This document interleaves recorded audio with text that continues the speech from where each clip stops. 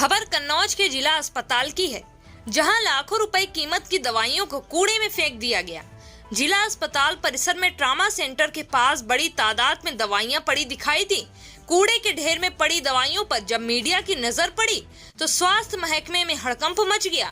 लाखों की कीमत की दवाइयां कूड़े में फेंके जाने को लेकर जब मुख्य चिकित्सा अधिकारी से बात की गई तो उन्होंने हर बार की तरह बड़ी मासूमियत से अनभिज्ञता जता दी और पूरे प्रकरण पर पर्दा डालने के लिए जांच कराने की बात कहते हुए इतश्री कर ली।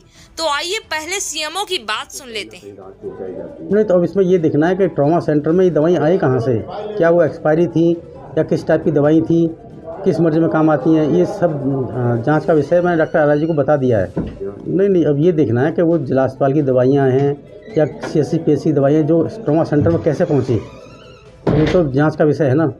ट्रॉमा सेंटर पर दवाई होती नहीं है, जो वहाँ पे जो एम्बुलेंस वाले रहते हैं वहाँ पर दवाई का कोई मतलब ही नहीं है, लेकिन वो गत्ते वहाँ पे पहुँचे तो पहुँचे कैसे, ये जांच का विषय है। कोई दिक्कत नहीं इसमें, तो हम जांच करवा रहे हैं, अपने नोडल से करवा रहे हैं, तो बिल्कुल कार्रवाई होगी। ये तो दवाई का मामला है, अगर ये एक्सपायर दवाइयाँ तो वो तो जुर्म है एक तरह का। सरकारी अस्पताल परिसर में कूड़े के ढेर में दवाइयां फेंके जाने का यह कोई पहला मामला नहीं है, बल्कि समय समय पर ऐसे प्रकरण मीडिया की सुर्खियों में बने रहते हैं और हर बार जांच करवा कर कार्रवाई करने की बात कहकर अफसरों द्वारा पल्ला झाड़ लिया जाता है।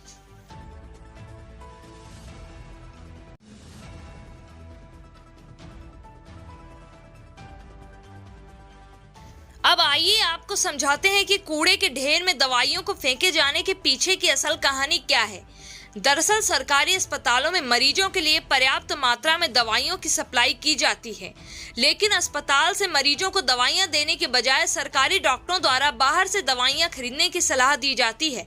गोपनीय तरीके से मरीजों को समझा दिया जाता है कि अस्पताल में वो दवाइयां मौजूद नहीं हैं जो उन्हें चाहिए होंगी, या फिर यह भी समझा दिया जाता है कि सरकारी दवाइयां फायदा नहीं करती हैं, इसलिए बाहर मेडिकल स्टोर से दवाइयां खरीद लो।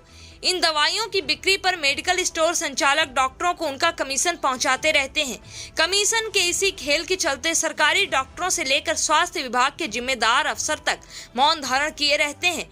यही वजह है कि सरकारी अस्पतालों में मरीजों के लिए आने वाली दवाइयां तब तक रखी रहती हैं जब तक कि वह एक्सपायर नहीं हो जाती, और फिर इन एक्सपायरी डेट वाली दवाओं को स्वास्थ्य कर्मी मौका देखकर कूड़े के ढेर में फेंक देते हैं।